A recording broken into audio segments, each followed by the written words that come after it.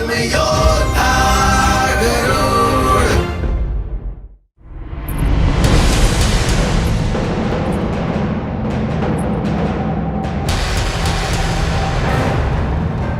ये गरुड़ क्या करने का प्रयत्न कर रहा है?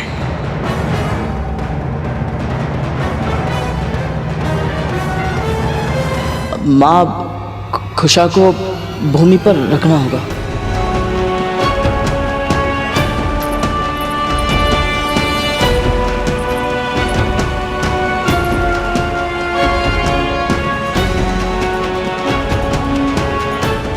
गरुड़ अपने अंश से नागों को रोकने का अच्छा प्रयास कर रहा है, बस वो प्रभु की योजना को पूर्ण करने में सफल हो जाए।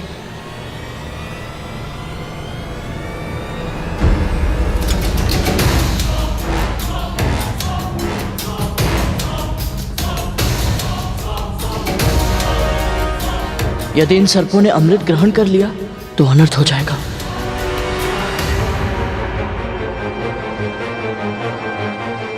इनकी इतनी महत्वाकांक्षा है कि अमर होने के पश्चात ये सारे लोक पर आक्रमण कर उन पर शासन करेंगे। कैसे रोको इन्हें?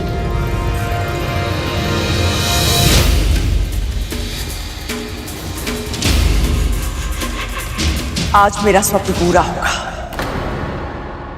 मेरे पुत्र सदैव सदैव के लिए अमर हो जाएंगे।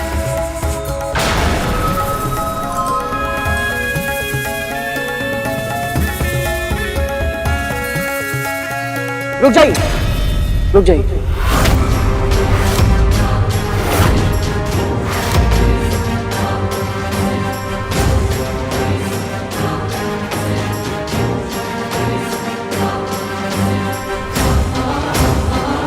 अमृत ग्रहण करने से पहले आप सभी को तन से शुद्ध होना होगा, अर्थात आप सभी को स्नान करने की आवश्यकता है। तन शुद्ध हो तो किसी भी शुद्ध वस्तु का प्रभाव अधिक होता है।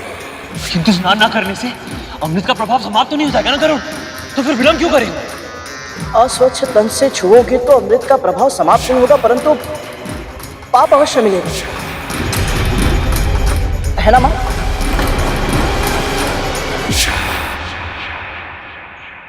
गरुड़ ये सब जानबूझकर कर रहा है।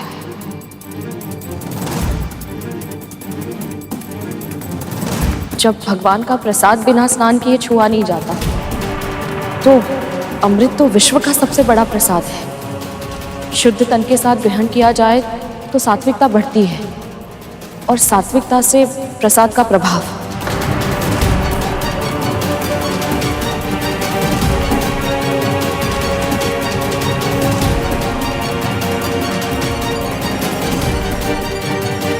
विंता सही कह रही है। शुद्धिकरण करके ही अमृत ग्रहण करना होगा।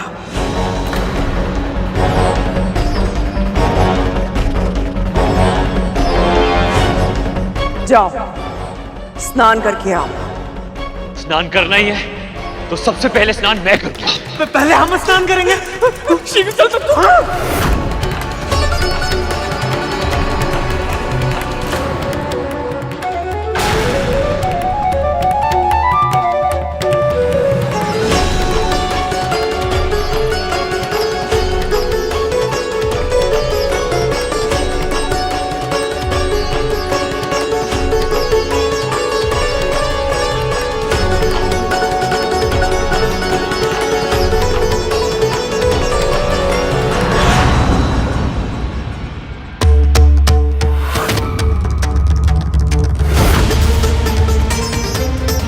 देवराज, मां,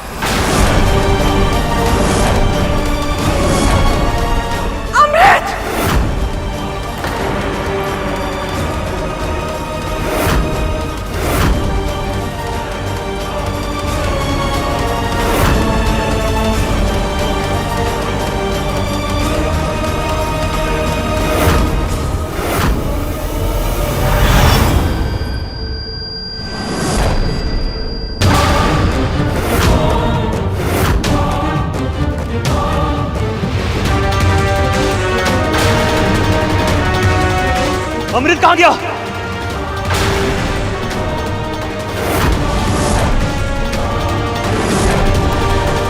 जा यहां से, इंद्र से अमृत लेकर आ मेरा। क्षमा कीजिए बड़ी मां, परंतु आपकी आज्ञा का पालन मैं नहीं कर सकता।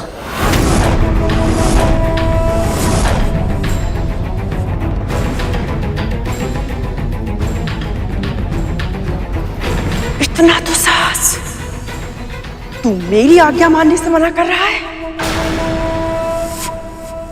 स्मरण रख, तू मेरा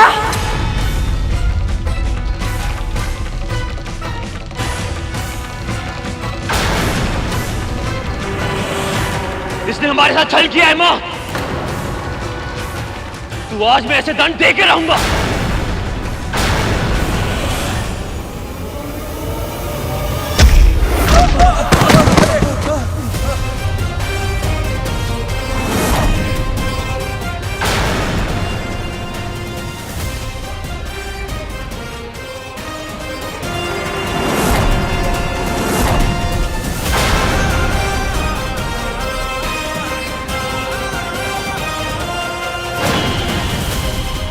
विंता, रोक अपने पुत्र को।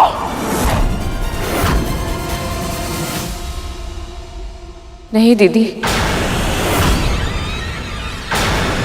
आज इसके हाथों को अपने आदेश की बेड़ियों से नहीं जकड़ूंगी मैं, क्योंकि आज ये युद्ध धर्म के लिए कर रहा है।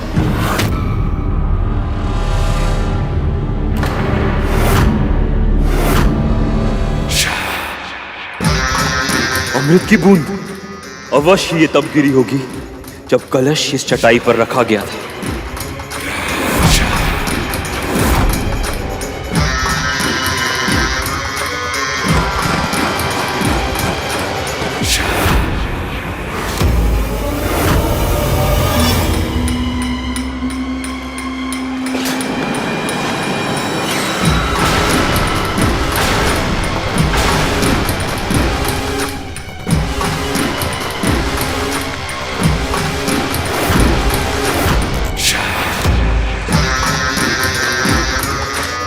इस धरती के सबसे विशाले प्राणी, मेरे महाबलशाली पुत्र गरुड़ से युद्ध करने के स्थान पर धूल चाट रहे हैं।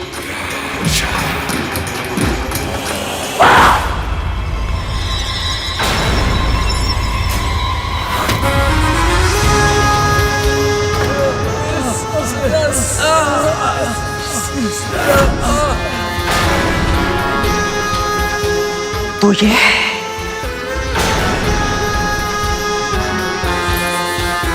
तुम दोनों के छल की वास्तविकता, तेरा सत्य।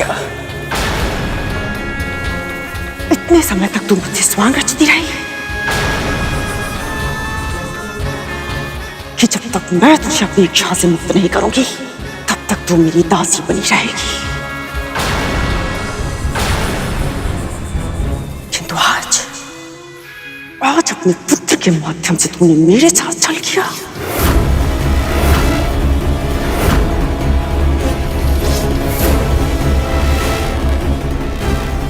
ऐसा नहीं है दीदी, कोई छल नहीं किया मैंने आपके साथ। माँ किसी के साथ छल नहीं कर सकती। इन्हें इसके बारे में कुछ नहीं पता था। अर्थात तुझे पहले से सब कुछ पता था, फिर भी तूने उस इंद्र का साथ दिया। कृतज्ञ।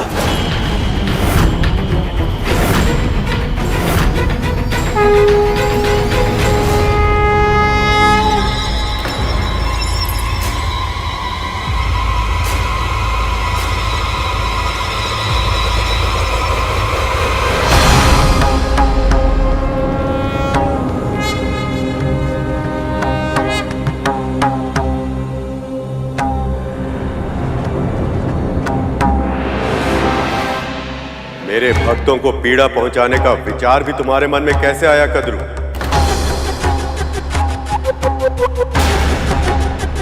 जिस छल के कारण तुम गरुड़ को चोट पहुंचाने जा रही थी, तुम्हारे साथ वो छल इसने नहीं, मैंने किया।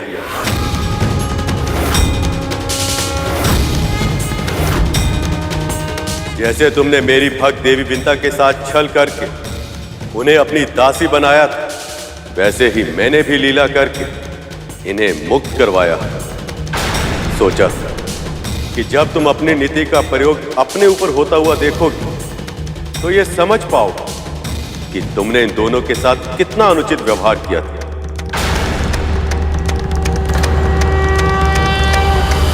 पर तुम्हारे मन में अब भी पश्चाताप नहीं, प्रतिशोध है।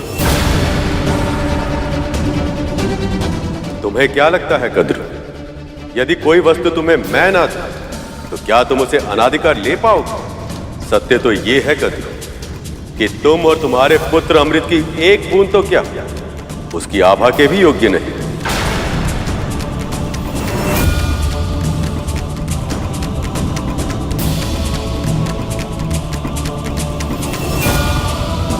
तभी तो जिस पवित्र कुशा घास पर अमृत को रखा गया था, उस पर पड़ी अमृत की आभा को चाटने के प्रयास में तुम्हारे पुत्रों की जीभ जल गई। इन विषैले नागों के लिए अमृत भी विष बन गया।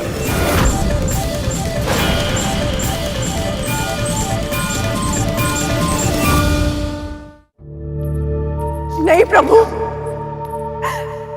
मेरे पापों का दंड मेरे पुत्रों को मत दीजिए, इनकी पीड़ा को समाप्त कर दीजिए। ये तो तुम्हारे पुत्र भी जानते हैं कद्र कि ये अमृत पाने के योग्य नहीं, पर इनके भीतर का लोभ इतना अधिक बढ़ गया कि इन्होंने सत्य से मुंह मोड़ लिया। इनके व्यक्तित्व का निर्माण तुम्हारे आधार पर हुआ है कद्र, और तुम्हारी तो विशेषता ही है मन में कुछ रखना और जीभ से कुछ और कहना। इसलिए आज से सभी नागों की जीभ दो भागों में बट जाएगी।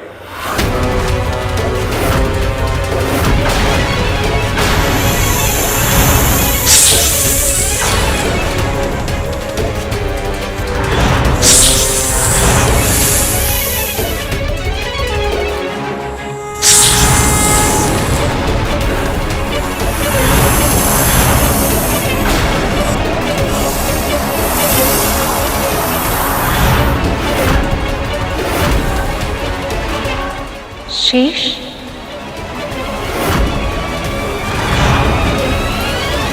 क्या हुआ वासुकी? तुम्हारी जीव विभाजित हो गई। ये कैसे संभव है? ये तो स्वाभाविक ही है मां, जैसे पुत्रों के कुकर्मों का फल माता पिता को भुगतना पड़ता है। अपनी माँ के कुकर्मों का फल तो मुझे मिलना ही था, यही हमारी नियति है, और मुझे ये स्वीकार करना ही होगा मां। नहीं प्रभु, इतना बड़ा दंड मत दीजिए, दया कीजिए प्रभु, दया कीजिए। जो मेरे भक्तों पर बार बार अत्याचार करते हैं, मैं उन पर दया नहीं कर सकता। अपने हृदय को साक्षी मानकर सत्य कहो कद्र, यदि तुम्हारे पुत्रों को अमृत मिल गया तो क्या ये संसार में विनाश का कारण नहीं बन जाएंगे?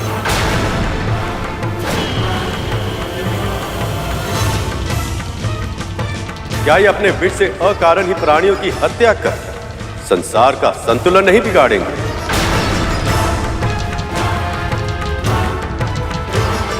बोलो कद्र, क्या तुम्हें सच में यह लगता कि जो पुत्र अपने हित को अपनी मां के हित और सम्मान से अधिक महत्व देते हैं, वो अमृत पाने के योग्य?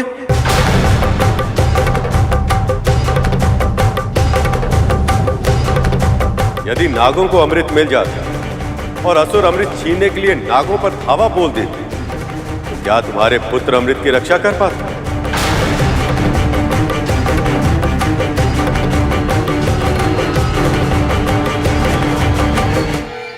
यदि नागों को अमृत मिल जाता और असुर अमृत छीनने के लिए नागों पर धावा बोल देते, तो क्या तुम्हारे पुत्र अमृत की रक्षा कर पाते?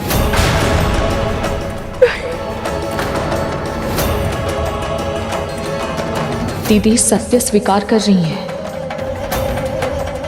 और दूसरी ओर ये गरुड़ है कद्र, मुझे ये स्मरण करने की आवश्यकता नहीं कि इसने बिना किसी स्वार्थ के अमृत पाने में कितनी बड़ी भूमिका निभाई, केवल इसलिए ताकि मैं असुर गुरु शुक्राचार्य की संजीवनी विद्या का सामना करने के लिए अमृत रूपी अस्त्र देवताओं को प्रदान कर संसार में फिर से संतुलन स्थापित कर सकूं।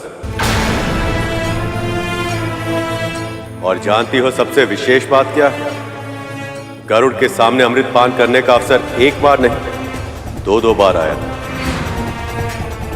पर इसने लोभ से अमृत की ओर देखा तक नहीं। एक बार भी इसके मन में अमृत पीने का विचार तक नहीं आया।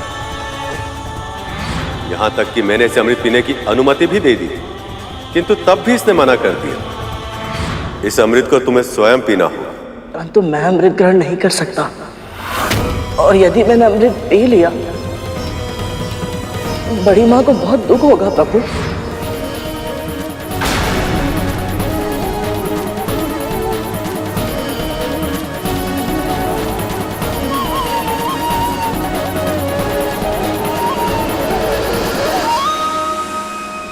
अब ये सब जानकर तुम ही बताओ कद्रू, यहां उपस्थित सभी प्राणियों में ऐसा कौन है जो अमृत पीने के लिए इससे भी अधिक योग्य हो?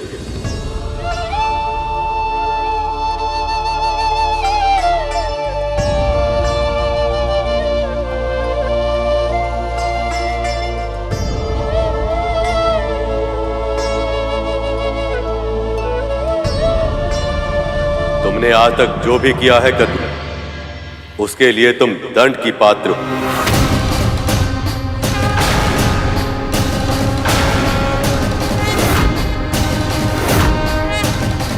देवी विंता ने सदैव अपनी प्रार्थनाओं तुम्हारी और तुम्हारी संतानों की भलाई की विनती की, और इसी कारण से मैंने आज तक तुम्हें दंड नहीं दिया। पर जब तुमने गरुड़ को देवी विंता की मुक्ति के लिए अमृत लाने के लिए विवश किया, उसी समय तुम मेरे निर्णय के विरुद्ध चली गई। अमृत पाने के लिए तुमने जो पाप किया है कद्रू, उससे तुम्हारे पापों का कलश भर चुका है। और अब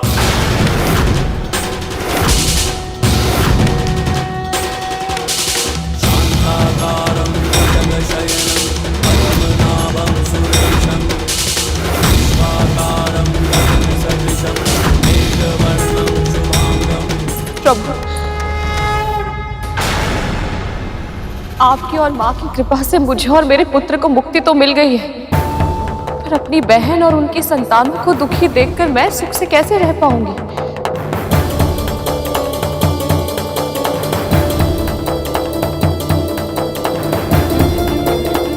प्रभु, भूल तो किसी से भी हो सकती है, परंतु कोई भी भूल पश्चाताप से बड़ी नहीं होती। बड़ी मां और मेरे भाइयों को पश्चाताप करने का एक अवसर दे दीजिए प्रभु, दया कीजिए।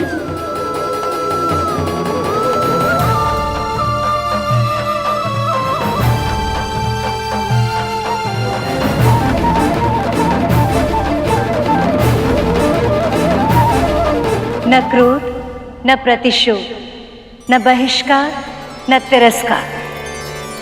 अद्भुत है ये दोनों मां पुत्र। जब तक धरती पर धर्म के ऐसे संदेशवाहक, अच्छाई के ऐसे ध्वजधारी विद्यमान है, बुराई की कभी जीत नहीं हो सकती। आज गरुड़ और विंता केवल कद्रू की दास्ता से नहीं, आक्रोश और द्वेष से भी मुक्त हो गए। तुम दोनों का हृदय गंगा की तरह निर्मल, भक्ति अतुलनीय और विश्वास अटल है। इसलिए मैं तुम दोनों की प्रार्थना स्वीकार करता हूं।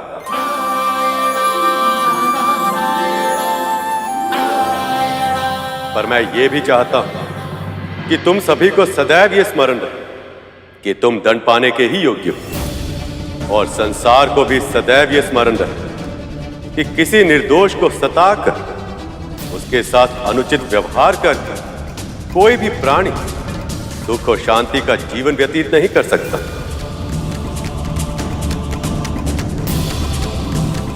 आज नहीं तो कल अपने कर्मों का परिणाम भोगना ही पड़ता है। इसलिए आज गरुड़ जैसे मांसाहारी पक्षियों के लिए नाग भी स्वाभाविक आहार होगा।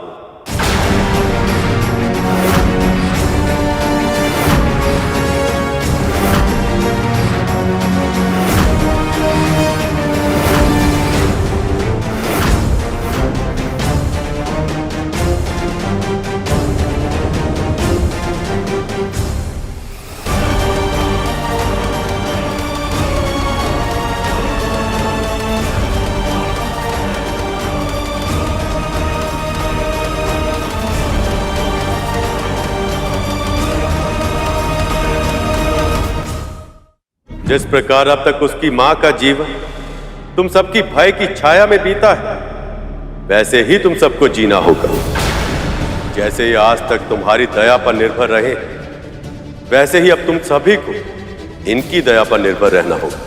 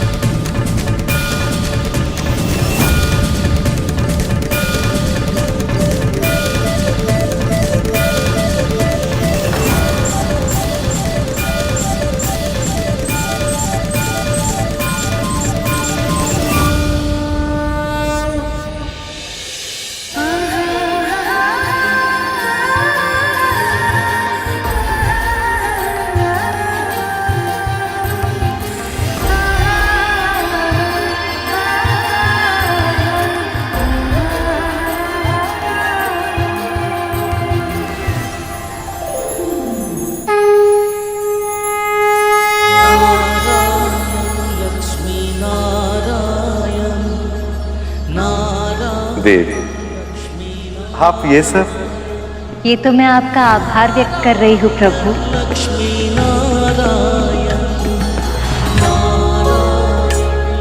आज आपने मुझे सर्वश्रेष्ठ उपहार दिया है, गरुड़ और विंता को मुक्त कराकर। आज आपने अपना वचन पूर्ण किया। ये कृपा आपने केवल मेरे छोटे भाई विंता मां पर नहीं, मुझ पर भी की है प्रभु। शेषनाग, बताओ, मन में इच्छा क्या है? गरुड़ और विमाता विंता का भी उद्धार हो जाए। आपका कोटि कोटि धन्यवाद। देव, शेष, इसमें मैंने कुछ नहीं किया। ये सब देवी विंता की श्रद्धा और धैर्य का परिणाम है, और उसमें सहायक बना है गरुड़ का विवेक और साहस। स्वामी, अब तो वो मुक्त हो गए हैं। आप गरुड़ को अपना वाहन बना लीजिए ना। बात अभी आपकी एक इच्छा पूरी हुई नहीं कि आपने दूसरी इच्छा भी प्रकट कर दी। मैं क्या करूं प्रभु, गरुड़ है ही इतना अच्छा। ये सत्य है कि गरुड़ अपनी सभी परीक्षाओं में सफल रहा। इसके अतिरिक्त मानसिक और शारीरिक रूप से भी वो मेरी सेवा के लिए तैयार है, पर अब उसे भावनात्मक रूप से तैयार होना। अभी अभी तो उसने अपनी मां को मुक्त कराया, इससे पहले कि वो दोनों एक दूसरे से फिर अलग हो जाए, उन्हें कुछ समय तो साथ में बिताना ही होगा। प्रसन्नता से भरपूर सुख और शांति की छाया में। सत्य वचन प्रभु, सत्य वचन।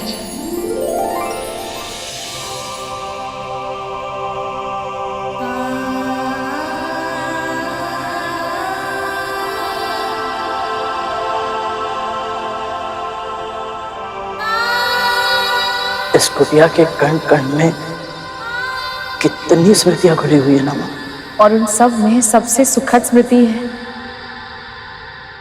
भगवान दत्तात्रेय की। दासत्व का जो दंश तुझे दिन प्रतिदिन दसता है, अब तुझे उस दासत्व से मुक्ति मिल जाएगी। उन्होंने यहाँ आना स्वीकार किया।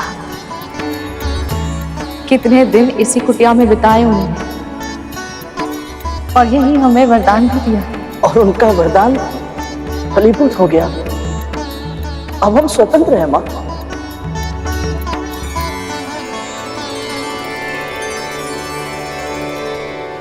मां, एक शर्त।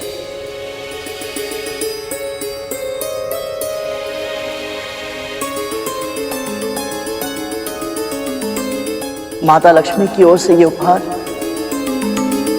आपके लिए मां।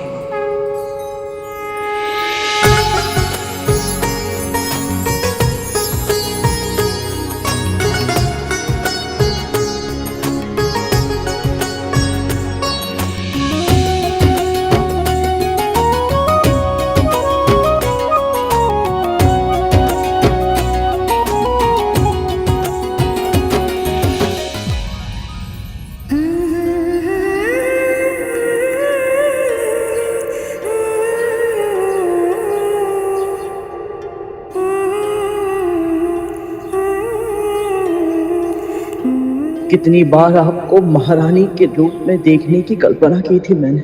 आज मेरी इन आंखों ने जीवन भर का सुख एक साथ पा लिया माँ।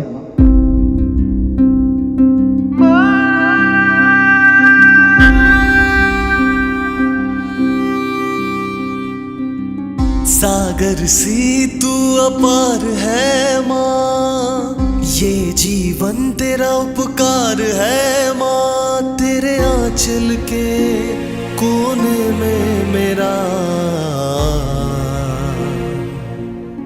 संसार है माँ,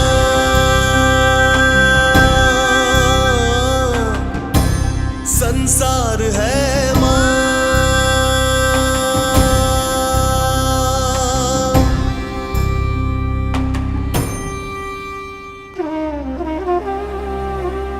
पुचकार तेरी शीतल जल सी, तेरी थपकी है मीठे फल सी। मुझे घाव कभी लग जाए तो उपचार है माँ, उपचार है माँ।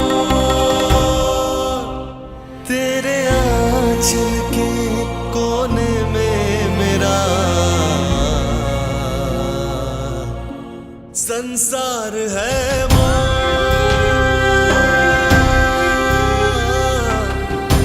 संसार है माँ।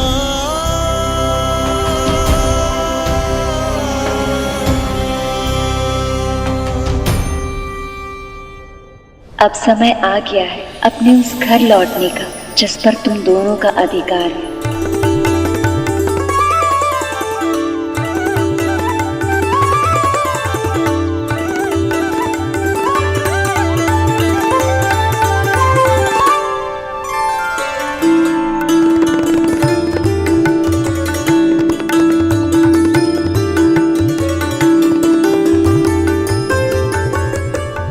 महारानी विंता की जय, राजकुमार गरुड़ की जय, महारानी विंता की जय, राजकुमार गरुड़ की जय, महारानी विंता की जय।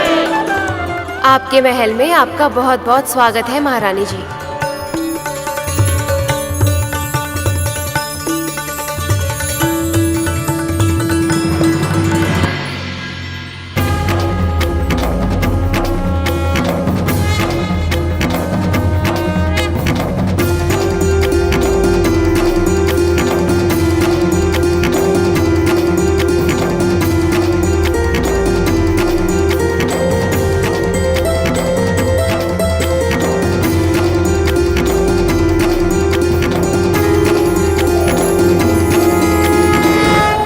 जो भी परिवार अपने बहू का गृह प्रवेश इन सब संस्कारों के साथ करेगा, मैं स्वयं उस स्त्री के भीतर स्थिर निवास करके उसे गृह लक्ष्मी बनाऊं।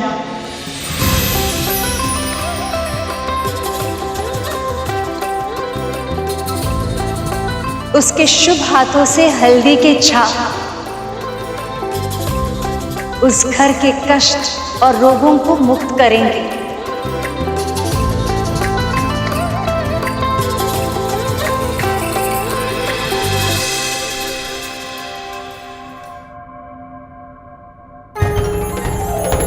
अक्षत बिखेरने से उस घर में संपन्नता और प्रसन्नता बिखरेगी।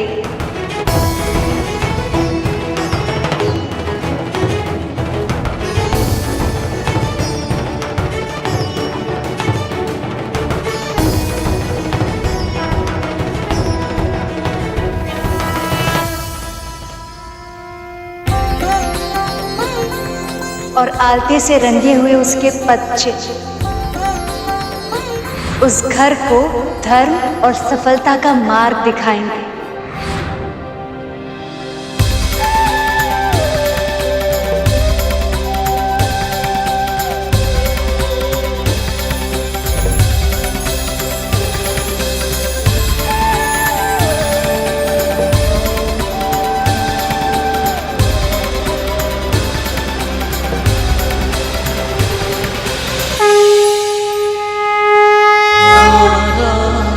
लक्ष्मी नारायण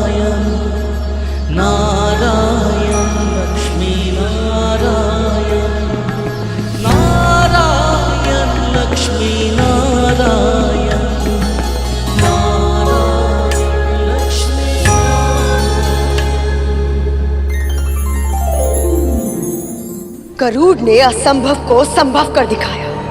उसने ना केवल अपनी मां को और स्वयं को मुक्त करवाया, बल्कि विष्णु से नागों को दंड दिलवाकर उनकी जीभ के 2 भाग भी करवा दिए।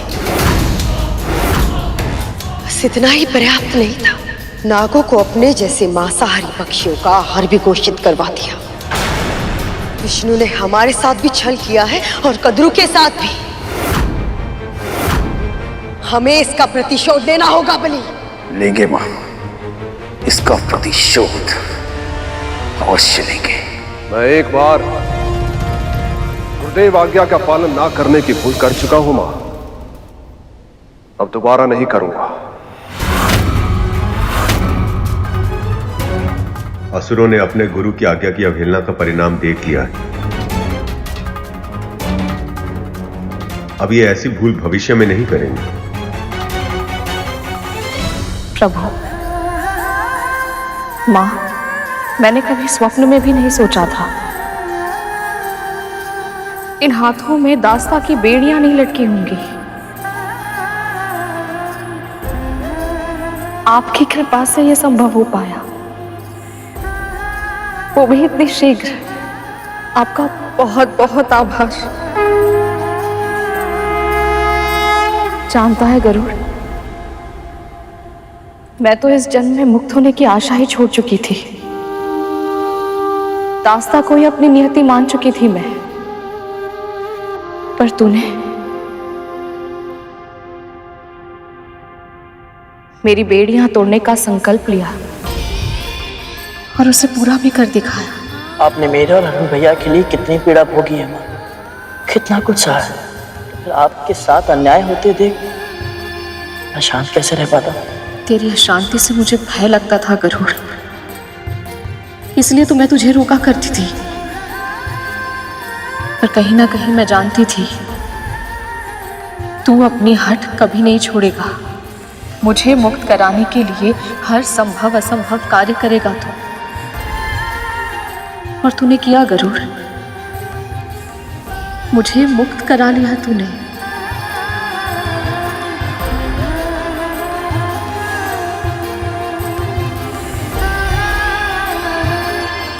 मैंने कुछ नहीं किया है, सब प्रभु विष्णु की इच्छा से ही हुआ। मैं तो केवल माध्यम बना, और सत्य तो ये है कि ये सब आपकी तपस्या का फल है मां।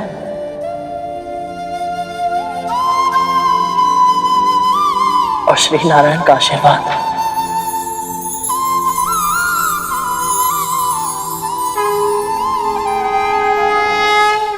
इससे कोई अंतर नहीं पड़ता कि नागों या अन्य प्राणियों के साथ क्या हुआ। मेरे लिए असुरों का हित सबसे अधिक महत्वपूर्ण है, इसलिए मैं बस गुरुदेव शुक्राचार्य की आज्ञा का पालन करूंगा। गुरु पर श्रद्धा ही सफलता की पहली सीढ़ी होती है महाराज। यदि आप मेरे सुझावों का पालन ऐसी ही श्रद्धा और दृढ़ता से करते रहे तो आपको न केवल अमृत प्राप्त होगा, इसके अतिरिक्त और भी बहुत कुछ प्राप्त होगा आपको।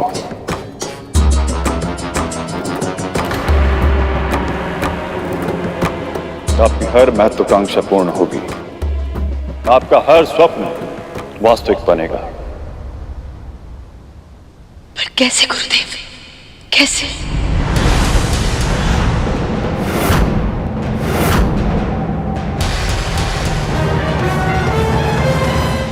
इस प्रसन्नता के अवसर पर भी तुझे स्मरण है कि जो हुआ है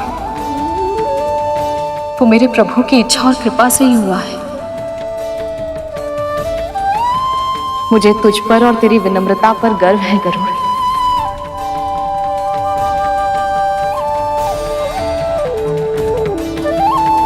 मैं दीदी और उनके पुत्रों के लिए भोग बनाती हूँ।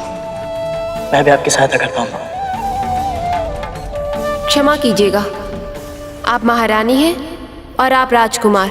ये हमारा कार्य है, कृपया हमें सेवा का अवसर दें।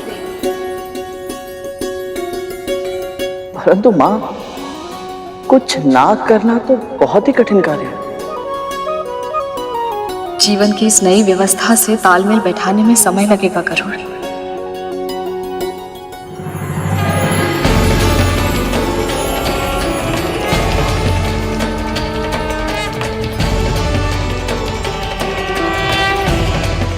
ये कैसे ध्वनि है?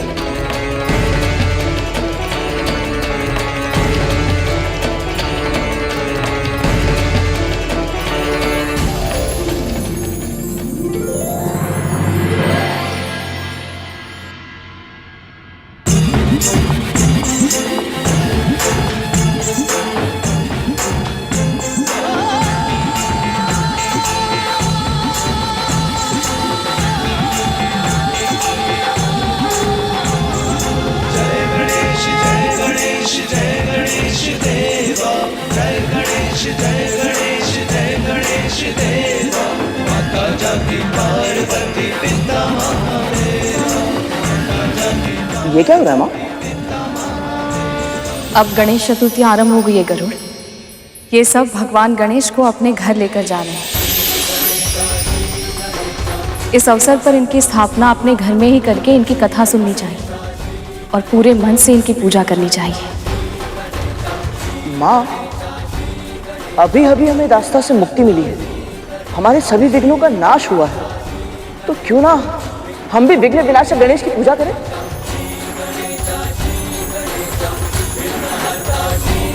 ये तो बहुत ही उत्तम विचार है गरुड़। हमारे नए जीवन के लिए इससे उत्तम आरंभ और क्या हो सकता है। हम ऐसा ही करेंगे पुत्र। विघ्न विनाशक, लंबोदर, वक्रतुंड, गजानन महाराज गणेश की पूजा हम अवश्य करेंगे।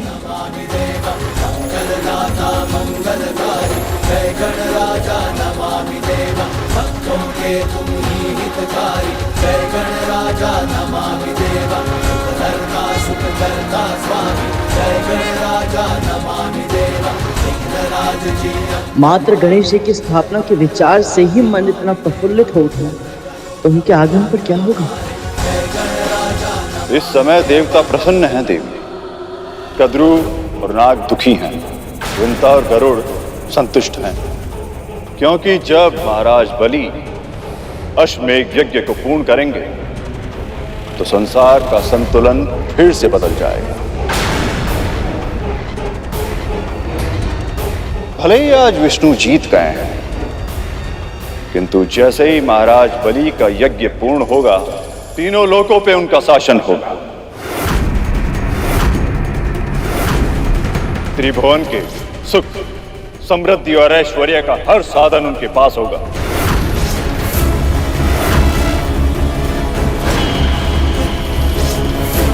यहां तक कि अमृत भी।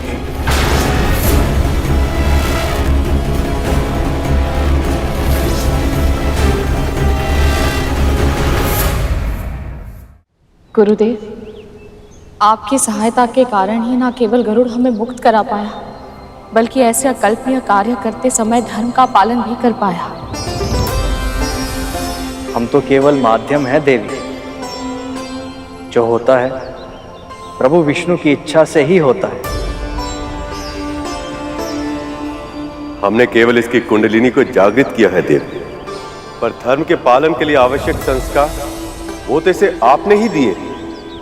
इसीलिए तो कहते हैं कि हर शिशु की पहली गुरु उसकी मां ही होती है।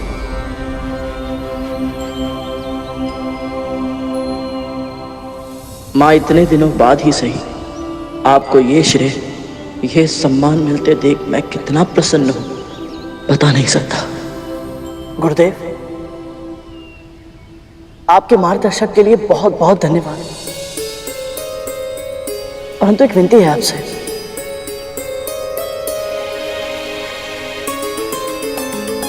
कैसी विनती करो? हमारे मन में गणेश चतुर्थी का उत्सव मनाने की बहुत इच्छा है, और हम सोच रहे हैं कि यदि आप दोनों इस पूजा के लिए पुरोहित कर्म करना स्वीकार कर लें तो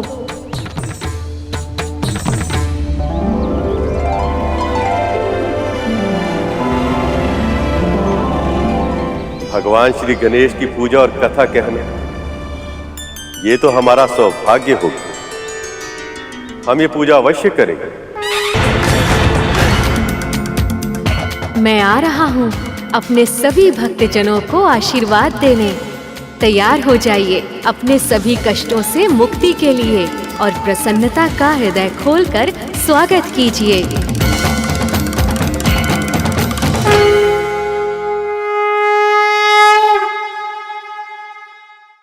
जानते हैं मूषक जी, जन्मदिन का सबसे बड़ा लाभ ये है कि इस दिन माँ के भोजन में विशेष प्रेम छलकता है। मैं ये जानने के लिए व्याकुल हूँ कि माँ आज क्या पका रही हैं, पर उन्होंने तो मुझे भीतर प्रवेश करने से ही मना किया हुआ है। आपकी इच्छा पूरी ना हो तो आपके इस भक्त के होने का लाभ ही क्या प्रभु? मैं बस अभी गया और अभी आया। गणेश अवश्य ही ये स्वादिष्ट भोजन खाने को आतुर हो रहा होगा।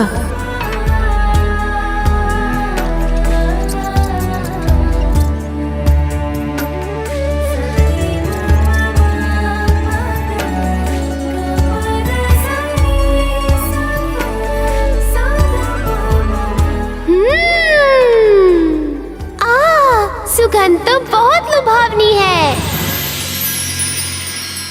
देखना पड़ेगा कि क्या बना है और कैसा बना है। मूषक, अभी यहाँ तुम्हारी आवश्यकता नहीं है। चलो बाहर चलो। ये मूषक जी अभी तक आए क्यों नहीं? कहाँ रह गए? गणेश जी भ्राता। तुम्हारा गुप्तचर तो पकड़ा गया। माँ ने तुम्हारे भोजन के लिए क्या क्या तैयारी की है, ये सब समय से पहले जानने में आनंद ही क्या है। और वैसे भी धैर्य तो तुम्हें रखना ही पड़ेगा, क्योंकि जब तक सभी अतिथि नहीं आ जाते उत्सव आरंभ नहीं होगा। वो तो मैं जानता हूँ भ्राता, पर स्वयं पर नियंत्रण कैसे रखूं? माँ को इतनी तैयारियां करते देखकर मेरा मन प्रफुल्लित हो गया है और उस कारण और भी तीव्र भूख लग रही है। प्रभु, अंदर से बहुत ही स्वादिष्ट सुगंध आ रही थी। मैं स्वयं को रोक ही नहीं पा रहा था। तुम्हारा जन्मदिन केवल कैलाश पर्वत पे ही नहीं, पृथ्वी लोक के कोने कोने में मनाया जाएगा गणेश। जब तक यहाँ की तैयारियां पूर्ण नहीं हो जाती, तुम वहां का भ्रमण क्यों नहीं कराते? अरे वाह, ये तो बहुत उत्तम सुझाव है पिताश्री। चलिए मूषक जी। जी प्रभु।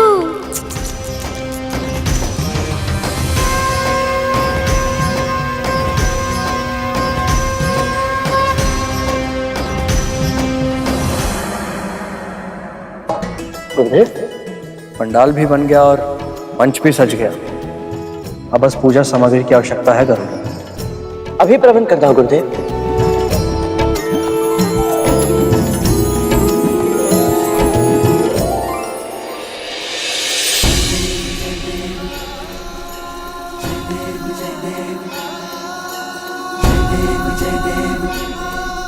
कितनी शुभतापूर्ण आरंभ हो रहा है हमारे इस नए जीवन का। प्रभु गणेश की पूजा से अब हमारे जीवन के सारे विघ्न दूर हो जाएंगे।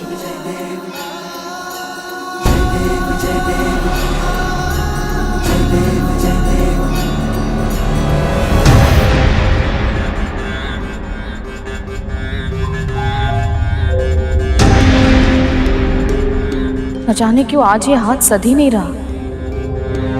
कभी कान ठीक से नहीं लग रहा तो कभी सूंड ठीक से नहीं बैठ रही। हे गणपति, सहायता कीजिए। यदि मन में विचारों का प्रवाह इतनी तीव्र हो तो हाथ कैसे सदेगा देव? ईश्वर को साकार करने के लिए स्थिर चित्त की आवश्यकता होती है। मेरा मन ये सोचकर विचलित है गुरुदेव कि घर में इतनी बड़ी पूजा है, फिर भी कदरू दीदी और उनकी संतानें इसमें सम्मिलित नहीं हो रही। जो हमारे नियंत्रण में नहीं होता उसकी चिंता करने से कभी कोई लाभ नहीं होता देव। हमें केवल अपना कर्म करना होता। आप पूरी श्रद्धा से इस पूजा कथा को प्रारंभ कीजिए। गणाधिपति की यदि इच्छा हुई तो तुम्हारी बहन कदरू को उनका आशीर्वाद अवश्य मिलेगा।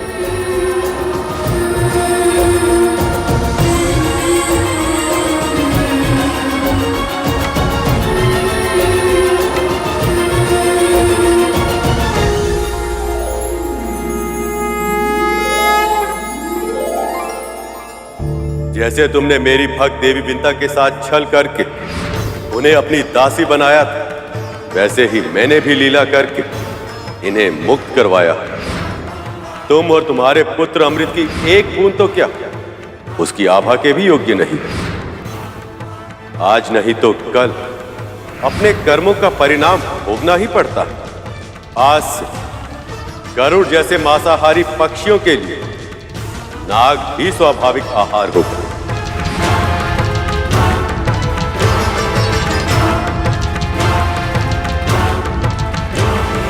महारानी, आपके मस्तक की पीड़ा के लिए औषधि का लेप।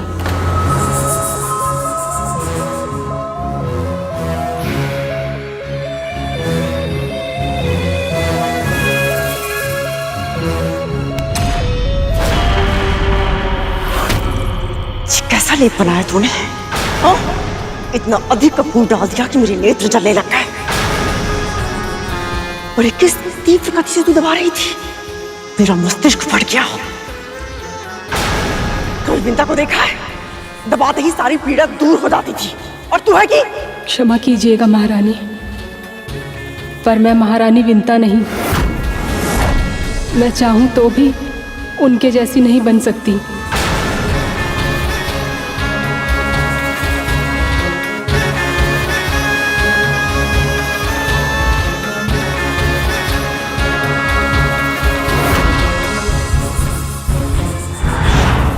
आप समझ आया? तूने एक दासी नहीं, अपनी बहन को खोया है। कितनी बार तुझे समझाया जो तू कर रही है वो अनुचित है कद्रू, किंतु फिर भी तूने मेरी एक बार भी नहीं सुनी। तूने वही किया जो तेरे मन ने कहा। किंतु कद्रू, अभी भी देर नहीं हुई है। बिंता से क्षमा मांग ली और अपने बीच की दूरियों को सदा सदा के लिए समाप्त कर दे। भगवान गणेश की पूजा तुम दोनों के जीवन में नया अध्याय लेकर आएगी। यदि तू अपने पश्चाताप के जाल में नहीं फंसना चाहती है तो उठ और क्षमा मांग बिंता से। उठ कद्रू। तुम्हें क्या लगता है मैंने जो कुछ भी किया उसके बाद वो मुझे क्षमा करेगी?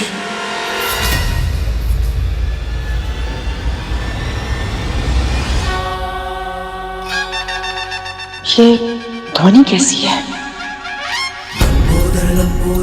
लंबोदर भगवान गणाधिपति गणेश की जय। प्रभु गणेश की जय। लंबोदर भगवान गणाधिपति गणेश की जय। लंबोदर भगवान गणाधिपति गणेश की जय। संकट है जब कोई आयो, महिमा से अपनी प्रभु ने बचायो।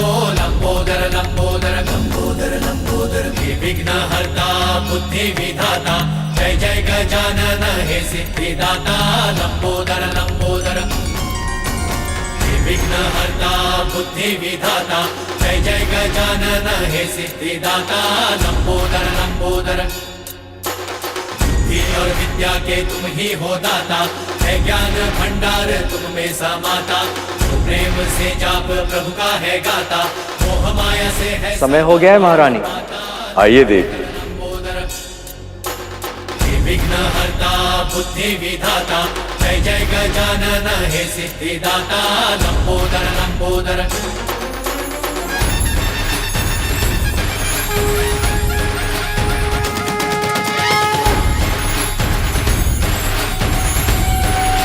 लंबोदर भगवान गणाधिपति गणेश की जय। मंगलमूर्ति देवा गणेशा, सर्वप्रथम ध्यावे तुझे ही हमेशा। पादपूर्ण मोदक के भोग लगावे, मनवांछित फल भक्त तुझसे है पावे। देवी, माँ गौरी के प्रतीक रूप में इस नारियल को वस्त्र और हल्दी कुमकुम लगा के यहाँ आसीन कीजिए।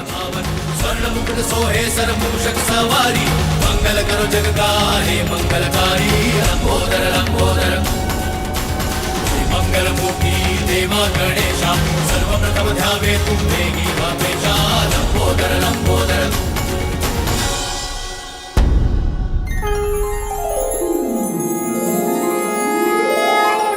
अभी ये मूर्ति पार्थिव मिट्टी से बनी और मिट्टी के समान, और ये तब तक मिट्टी ही रहेगी जब तक इसकी प्राण प्रतिष्ठा नहीं की जाती।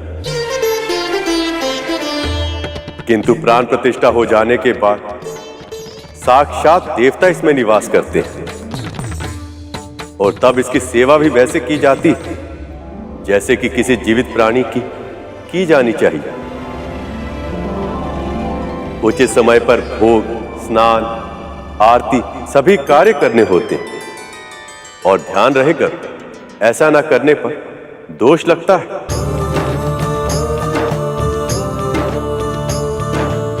भगवान की सेवा करना तो परम सौभाग्य की बात है गुरुदेव। अब और प्रतीक्षा करना कठिन है। कृपया शीघ्र ही प्राण प्रतिष्ठा कर दीजिए।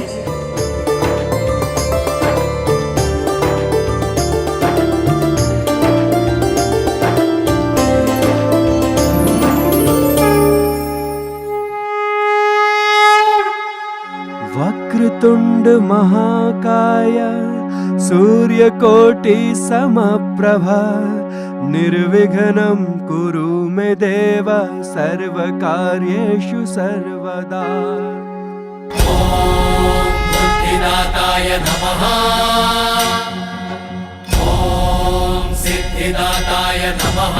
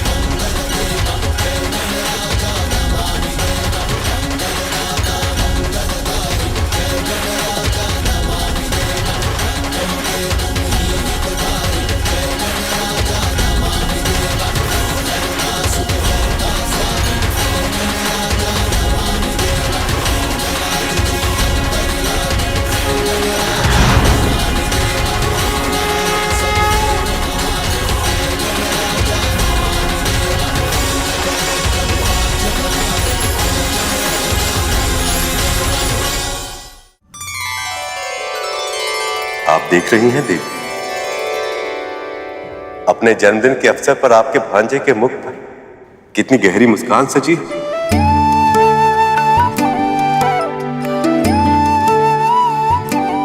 मुस्कुराहट गहरी अवश्य है और साथ ही अर्थपूर्ण भी। और इसका क्या कारण है, ये रहस्य तो गणेश स्वयं ही बताएंगे। भगवान की मुस्कुराहट का एक ही रहस्य होता है मामी श्री, भक्तों की प्रसन्नता।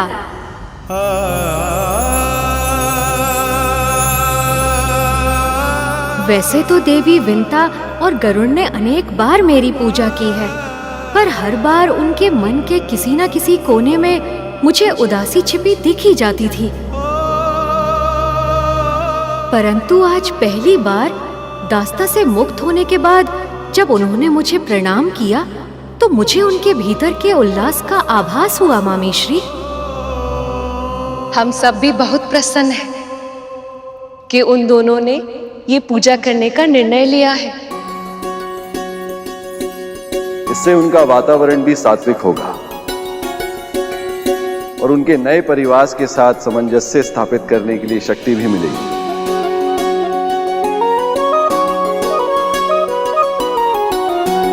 हे गणाधिपति, हम सभी की ओर से जन्मदिन की बहुत बहुत बधाई स्वीकार कीजिए। इतने समय से असुरों का शासन होने के कारण न केवल देवलोक में बल्कि पृथ्वीलोक में भी उदासी छाई हुई थी, पर अब गणपति का जन्मदिन मनाकर सभी स्थानों पर प्रसन्नता छाएगी। शुभ का आगमन होगा और सभी विघ्न बाधाएं अपने आप दूर हो जाएंगी। अभिषेक संपन्न हुआ।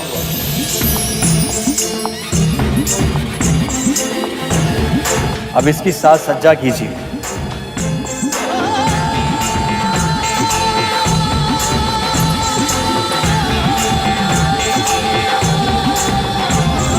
जय गणेश जय गणेश देवा, जय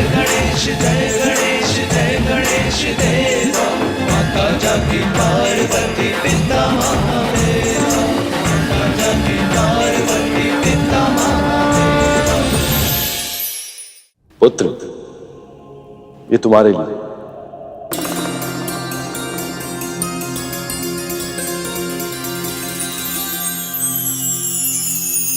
ये दुशाला संसार को सदैव स्मरण कराएगा कि किसी का सम्मान उसके पद और आयु से नहीं, उसके गुणों से होता है।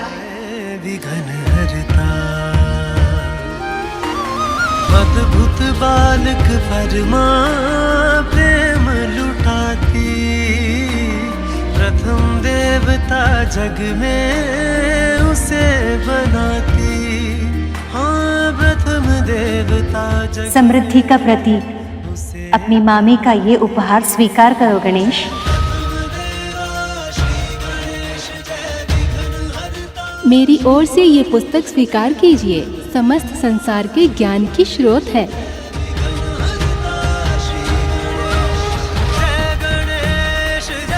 गणाधिपति, मैं सभी देवताओं की ओर से ये फूल और ये मोदक आपको अर्पित करना चाहता हूँ।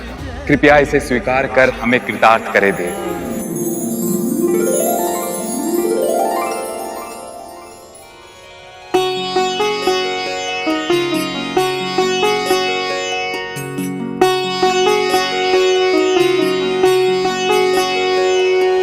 जय गणेश जय गणेश देवा, माता जाकी पार्वती पिता महादेवा। जय गणेश देवा, माता जाकी पार्वती पिता महादेवा।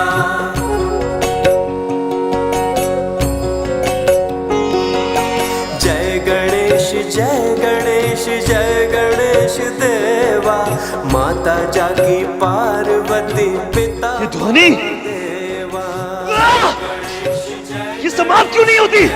गणेश देवा, माता जाकी पार्वती पिता महादेवा।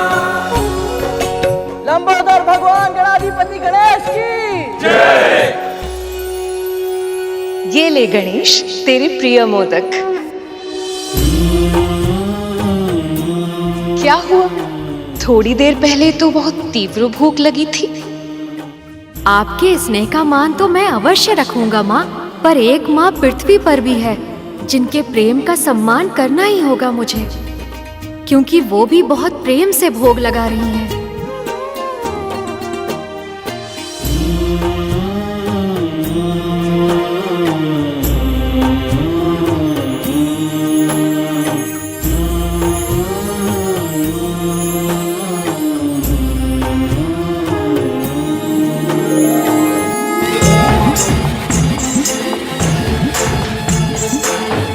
गणाधिपति ने आपका निमंत्रण स्वीकार कर लिया है देव। अब ये भोग प्रसाद बन चुका है। भक्त वत्सल महागणाधिपति गणेश की जय। भक्त वत्सल महागणाधिपति गणेश की जय। ले। जय गणेश देवा, माता जाकी पार्वती पिता महादेवा, माता जाकी पार्वती पिता महादेवा।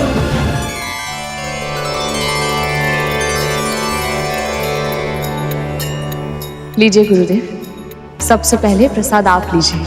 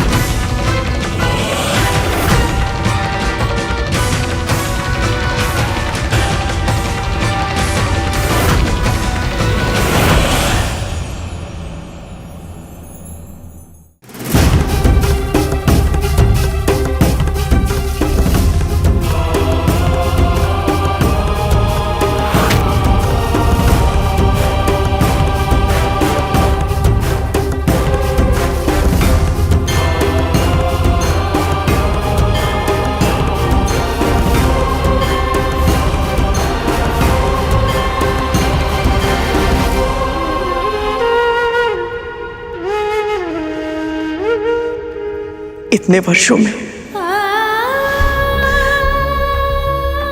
तेरी आंखों ने बहुत आंसू बहाए विंता। अब अपने सारे आंसू मुझे दे दे।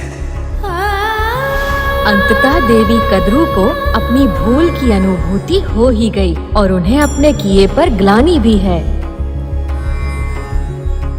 ऐसा मत कहिए दीदी, जो हुआ है वो प्रभु की इच्छा से ही हुआ है और आगे जो होगा प्रभु की इच्छा से ही होगा। आप जानती हैं दीदी, इस जगत में उनकी इच्छा के बिना एक पत्ता भी नहीं हिलता। इसलिए बीती हुई बातों का बुरा मानकर स्वयं को कष्ट मत दीजिए। तुझसे और गरुड़ से क्षमा पाए बिना मेरे लिए ऐसा करना संभव नहीं होगा विंता।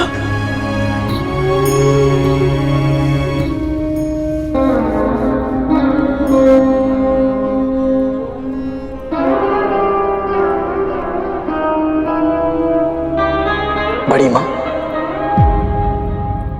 माँ ने तो आपको कभी दोषी नहीं माना। और रहा प्रश्न मेरा,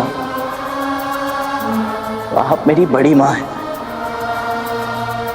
यदि भावनाओं में बहकर मैंने आपके हृदय को चोट पहुंचाई है, आपको कष्ट दिया है, तो आपसे क्षमा मांगता हूं।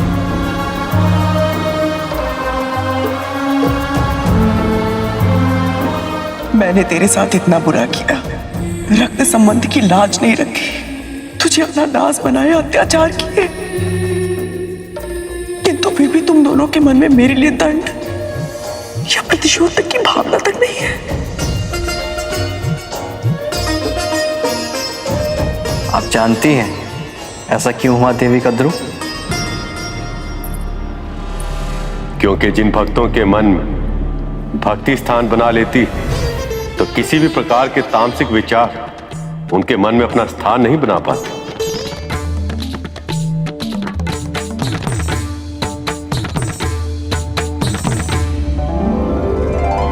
आइए दीदी।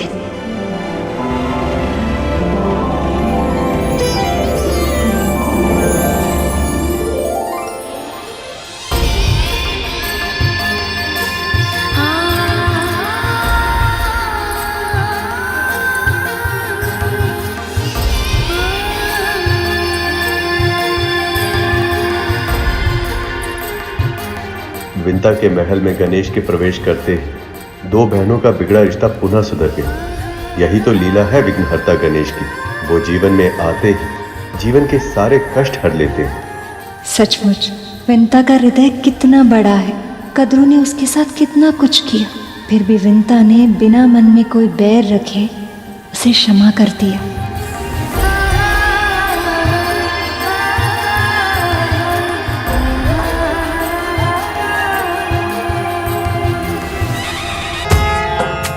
बड़ी माँ, अब आप निश्चिंत हो जाइए और हमारे साथ स्वयं प्रभु विष्णु के अंश अवतार गुरुदेव नर और गुरुदेव नारायण से प्रभु गणेश के जन्म और उनकी महानता की कथा सुने।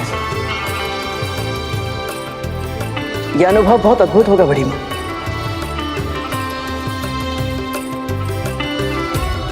प्रभु, सुना आपने?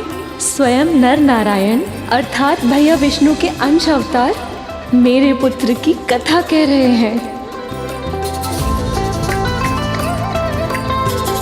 सच मामा श्री, इससे उत्तम उपहार और कुछ हो ही नहीं सकता था।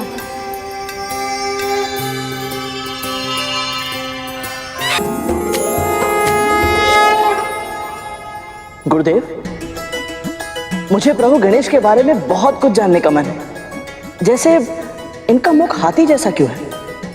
मैंने मां से सुना था कि स्वयं महादेव भी उन्हें जन्म के वक्त पहचान नहीं पाए थे। और हाँ, इन्हें प्रथम पूजनी क्यों कहा जाता है? विघ्नहर्ता, ये विघ्नहर्ता क्यों है गुरुदेव? मैं सब कुछ जानना चाहता हूँ गुरुदेव। ये भी कि मूषक इनकी सवारी कैसे बने और इन्हें दुर्वा घास और मोदक का भोग क्यों चढ़ाया जाता है? आज तुम्हारे सभी प्रश्नों का उत्तर मिलेगा गरुड़। और उसके साथ ही हम सभी को मिलेगा जीवन की अनेक समस्याओं का समाधान। इसलिए आप सब पूरे मनोयोग से श्री गणेश की कथा को सुनो।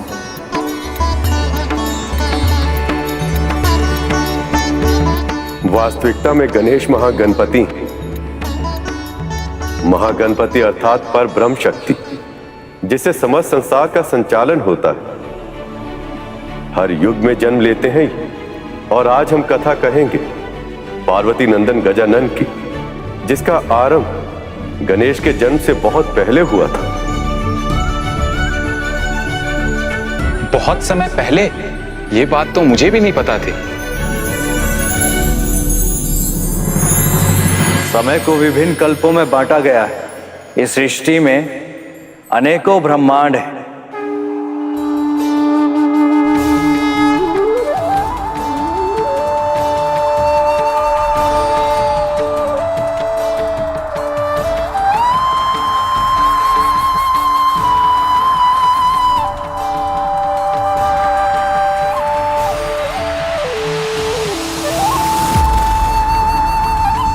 और हर ब्रह्मांड में जीवन का संचालन उसी प्रकार होता है जैसा इस ब्रह्मांड में हो रहा है।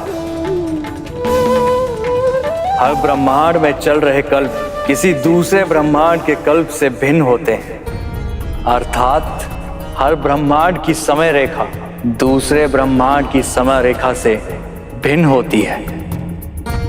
जो एक ब्रह्मांड में समाप्त हो रहा होता है, वही दूसरे ब्रह्मांड में आरंभ हो रहा होता है।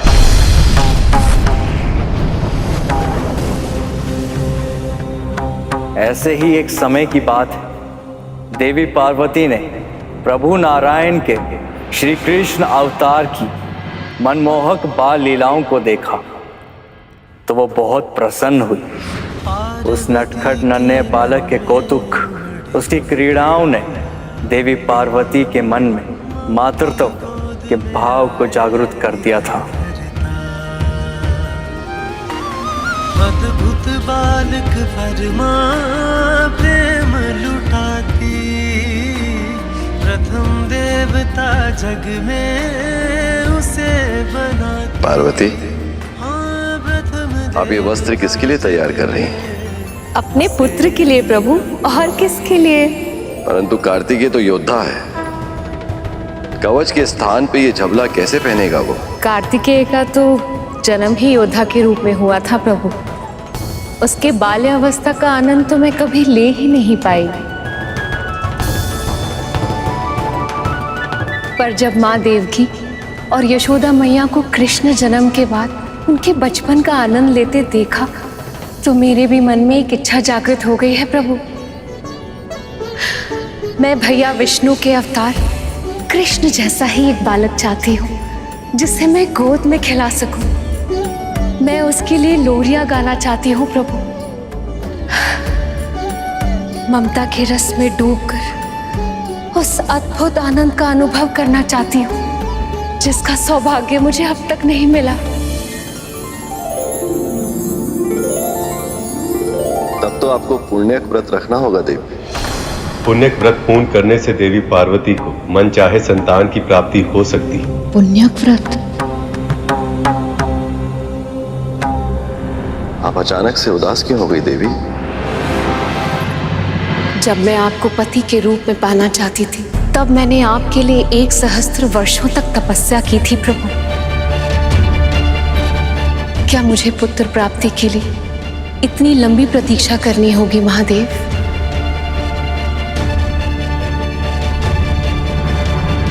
पुण्य बहुत ही महान व्रत है देवी, जिसे करने से आपके भैया विष्णु बहुत अधिक प्रसन्न होते हैं। मुझे पूरा विश्वास है, यदि आप उसे शुद्ध हृदय से करेंगी तो आपके मन की इच्छा शीघ्र पूर्ण होगी। तो फिर मैं तैयारी अभी करती हूँ। पार्वती। जी प्रभु। नवजात शिशु के लिए ये तनिक बड़ा नहीं। यदि आपकी इच्छा भारी भरकम बालक की है तो बात अलग है। ये माँ की ममता है महादेव, आप नहीं समझेंगे।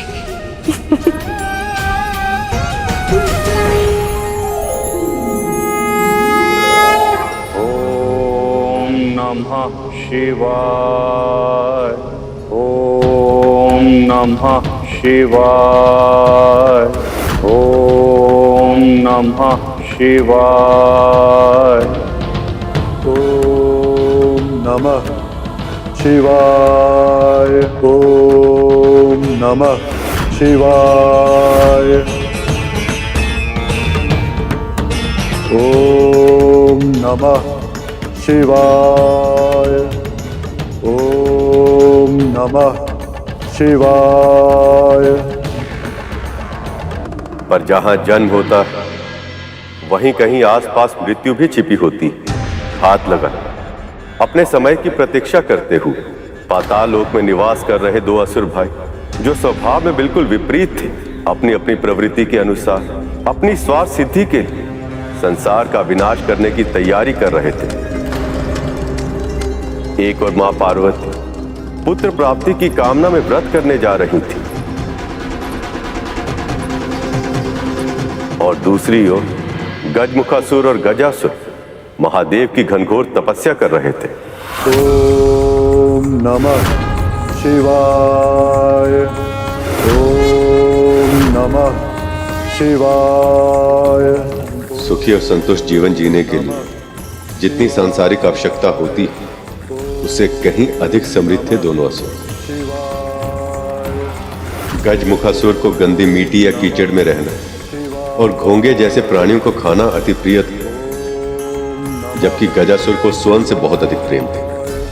पर अपनी इच्छा अनुसार सब कुछ पाने के बाद वो दोनों संतुष्ट नहीं थे, क्योंकि वो अपनी तुलना इंद्र और अन्य देवताओं से करते रहते, स्वर्ग पर शासन करना चाहते थे। पर अपने प्रयासों में निरंतर पराजित होने के बाद उन्होंने महादेव को प्रसन्न करने का निश्चय किया।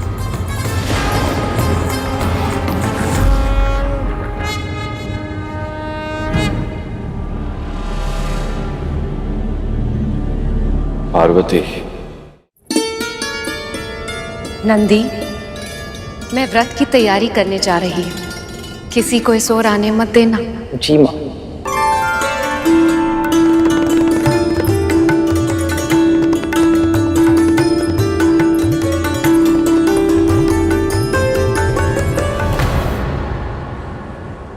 ओम नमो नारायणाय। ओम नमो नारायणाय। ये तो प्रभु हैं और वो इसी ओर आ रहे हैं। माता ने किसी को भी भीतर प्रवेश करने से रोकने का आदेश दिया था, किंतु मैं प्रभु को कैसे रोक सकता हूँ?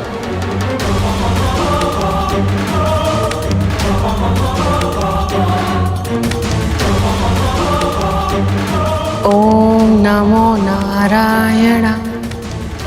ओम नमो नारायण। पार्वती,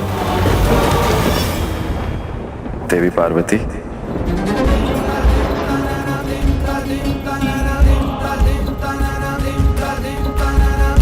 प्रभु आप?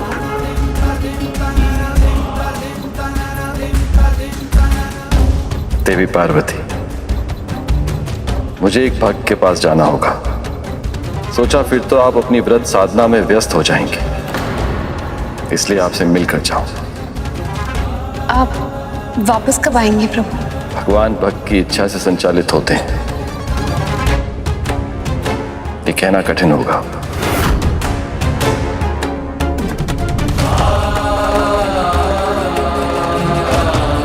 जब मेरी पूजा समाप्त होगी तो महादेव मेरे साथ नहीं होंगे, ऐसे में मुझे पुत्र कैसे प्राप्त होगा? नंदी, नंदी, मैंने मना किया था ना कि किसी को आने मत देना, फिर तुमने महादेव को अंदर क्यों आने दिया? माँ, मैं महादेव को कैसे मना कर सकता था? वो तो मेरे स्वामी हैं। महादेव नंदी के स्वामी हैं, सभी शिवगणों के स्वामी, इनके आराध्य, इनके अपने। तो फिर इस कैलाश पर कोई ऐसा भी तो होना चाहिए जो मेरा हो, मेरा अपना, जो केवल मेरी आज्ञा का पालन करे। उस समय देवी पार्वती को पता ही नहीं था कि उनकी ये इच्छा उनके पुत्र के प्राणों को संकट में डाल देगी।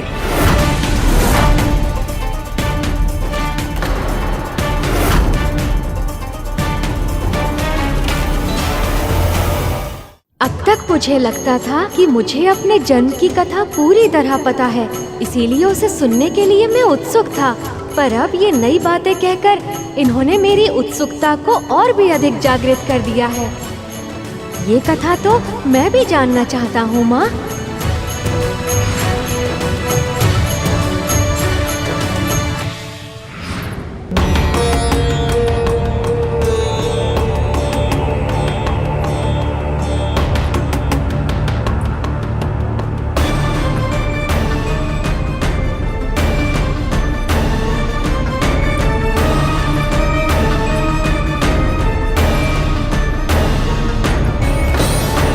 इतनी ऊंचाई पर्याप्त नहीं है, और ऊपर जाना होगा मुझे। ऐसा एकांत स्थान ढूंढना होगा जहां देव, दानव, मानव, गंधर्व या कोई भी अन्य प्राणी मेरी तपस्या में विघ्न ना पहुंचा पाए।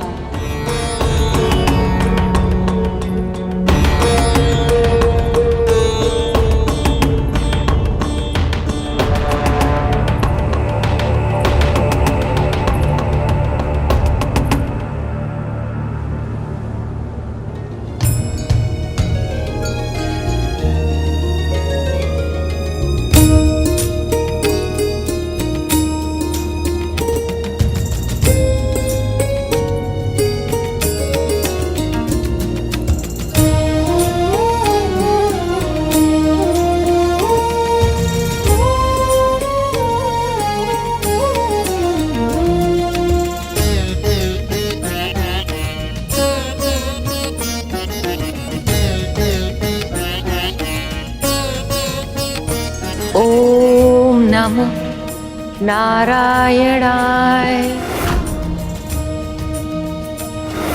ओम नमः शिवाय। ओम नमः शिवाय।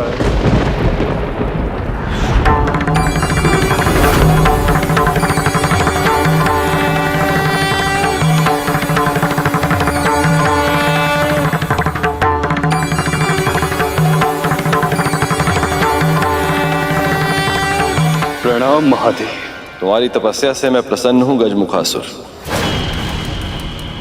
मांगो, क्या वर चाहिए तुम्हें? अमरता के अतिरिक्त कुछ भी मांग सकते हो तुम।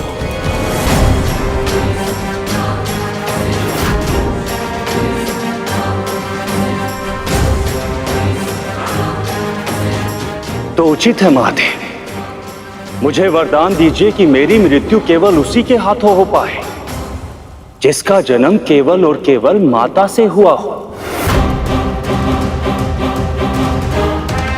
ओम नमो नारायणाय।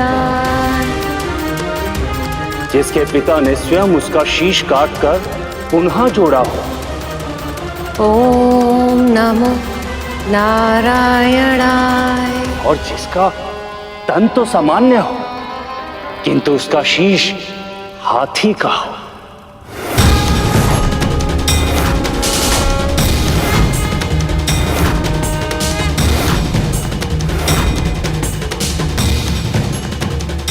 ऐसा कोई प्राणी ना तो कभी जन्मा है और ना कभी जन्मेगा, अर्थात मैं सदा सदा के लिए अमर हो जाऊंगा। यदि नियति का यही निर्णय है तो यही सही। जो भी प्राणी जन्म लेता है उसका अंत भी निश्चित है, और गजमुखासुर के अंत को नियति ने उसको वरदान मिलने से पहले ही सुनिश्चित कर लिया था। ओम नमो नारायणाय। पक्षीराज गरुड़ के साहस भरे कारनामे देखने के लिए चैनल को सब्सक्राइब करें और साथ ही बेल आइकॉन दबाना न भूलें।